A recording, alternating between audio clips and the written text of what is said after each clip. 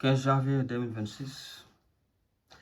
Il se pourrait que dans les jours qui viennent, Ripple et Coinbase entrent en guerre. On ne le sait pas, mais je reviendrai dans la vidéo. On va juste aller regarder sur le crypto bubble les prix des cryptos. Et on a juste une map qui est mitigée, qui est en vert, qui est en rouge, on ne sait pas. Mais il faut juste savoir que la map est en rouge parce que le Bitcoin a décidé de retracer. Et c'est un retracement archi hyper sain. Parce que c'est ce qu'on appelle un pullback. Un pullback, c'est chaque fois que tu breaks une résistance, tu reviens la tester pour consolider et pouvoir repartir mieux en force. Donc, on a cassé la résistance de 92,012 qui a été dans le passé un ATH, un all-time high. Et il y a d'autres qui suivent comme le 89 000, le 94 000. Donc on verra. Mais c'est un retracement tout à fait sain qui peut permettre au Bitcoin de repartir. Mais il faut savoir que notre prochain target seront les 104, 107, 109.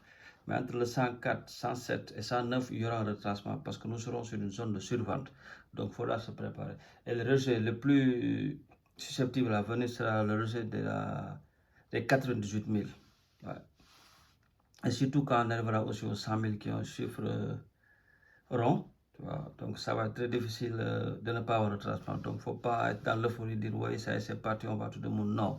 Non, c'est pas comme ça. Donc on va juste aller voir, le Bitcoin, qu'est-ce que ça fait aujourd'hui. Aujourd'hui, on a des volumes de 67 milliards sur le Bitcoin, avec une hausse de 1,6% pendant cette journée. Et on a l'Ethereum avec des volumes de 35 milliards ou 32. Et on a l'XRP qui nous fait 4 milliards de volume avec 1,6% journalier. Donc le marché n'est pas mal. Et les cryptos qui brillent le plus, je pense que on a suivi la Monero, c'est les cryptos de, comment je sais pas on appelle, c'est les privés ici, c'est les cryptos que tu peux envoyer, il n'y a pas de traçabilité, on ne sait pas qui a envoyé, combien il a envoyé, où ça va. Donc c'est ce crypto qui est le plus monté aujourd'hui. Donc si on regarde, donc on va aller voir les informations. Qu'est-ce qu'on dit? Ici, on a Arthur qui est le cofondateur de BitMEX, qui dit que l'ETF, qu'il va y avoir un rallye majeur du Bitcoin en 2026, qui sera porté par l'expansion de la liquidité du dollar. Donc, et là, on va aller avoir une très bonne nouvelle aujourd'hui, c'est le lancement des ETF de Chainlink, mais qui ont enregistré une entrée nette de 2,59 millions de dollars d'inflow net dès son premier jour. Il a été juste lancé aujourd'hui, donc ça c'est quelques heures. Et donc là, on a JP Morgan avec 400 milliards, avec 4000 milliards de dollars en gestion, qui anticipe une accélération massive des flux de crypto en 2026, après un record historique de 130 milliards de dollars d'entrée en 2025. Donc les banques sont en train de valider, le capital est en train d'arriver et le cycle s'installe. Donc là, nous avons l'ETF Bitwise Chainlink qui est officiellement approuvé par la cotation et enregistrement sur le NYSE, qui est le New York Stock Exchange. Donc Chainlink entre dans la cour des grands à Wall Street. Voilà, c'est fait. Donc on va pas trop s'attarder sur ce truc. On va juste aller voir l'XRP Tracker ETF. Donc on a ici, on a 788 millions,48 d'XRP qui ont été réservés à la circulation. Donc ça n'avance pas trop pour ces 2 derniers jours parce qu'il y a trop de problèmes entre la réglementation, la ley clarity et tout ça. Mais je pense que d'ici la fin du mois, ça va s'accélérer encore de plus.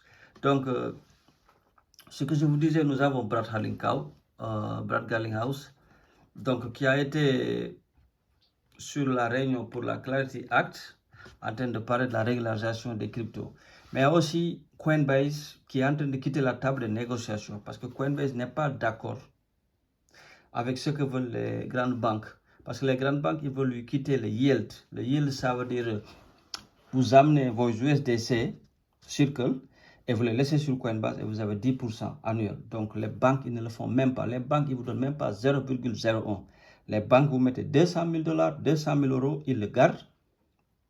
Ils en font des dépôts, ils en font des trades, et ils le font fructifier, mais ils le font fructifier pour eux-mêmes. Vous ne toucherez rien des bénéfices qu'ils gagnent sur l'argent que vous les avez confié.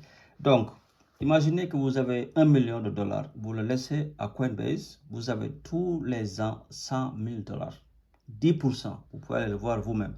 Donc, il n'y a aucune banque au monde qui va vous offrir ça. Et donc, ceci, ça menace les grandes banques et les banques traditionnelles. Et il faut savoir que ces banques traditionnelles comme le JP Morgan, comme Morgan Stanley, c'est des gens qui sont trop proches de Donald Trump.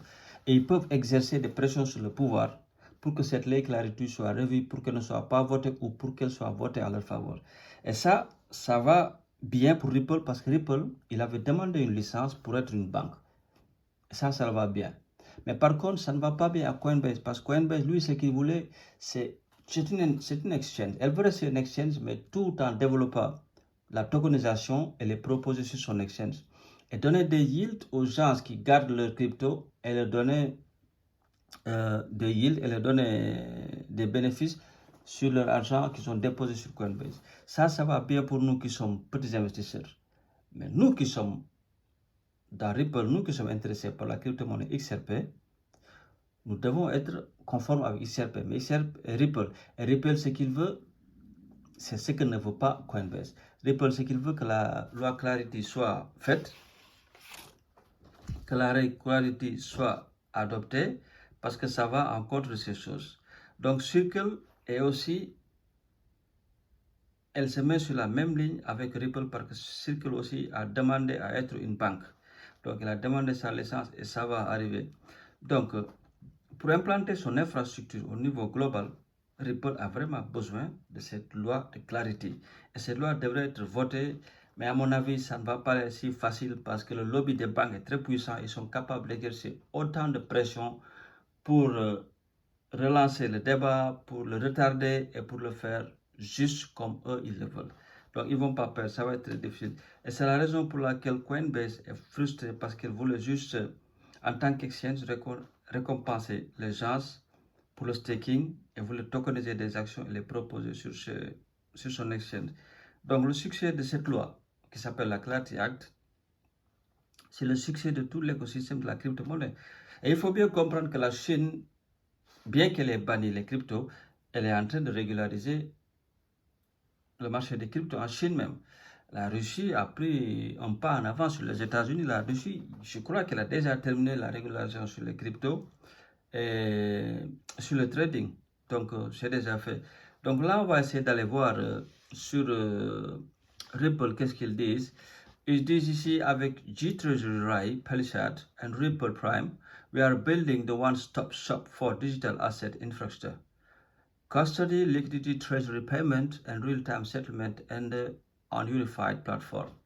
Donc ici, ils disent qu'avec le G-Treasury, ils l'ont acquis il y a peu de temps, et RAI, Palisade, avec Ripple Prime, nous sommes en train de construire the one-stop shop, une boutique d'arrêt pour les digital asset infrastructure, qui veut dire les assets digital, qui veut dire les crypto-monnaies, une infrastructure de token qui va être sur la garde, qui est la custody, la liquidity, qui est la liquidité, et le trésor paiement, les paiements de trésor en temps réel, sous une plateforme unifiée, une seule plateforme unifiée. Donc, c'est ce que je dis.